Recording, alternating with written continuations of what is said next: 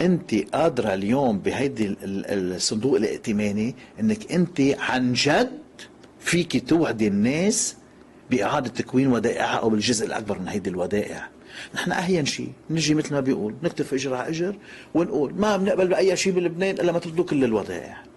هذا بده شغل وهذا بده تطبيق وهذا بده جهد كتير كبير.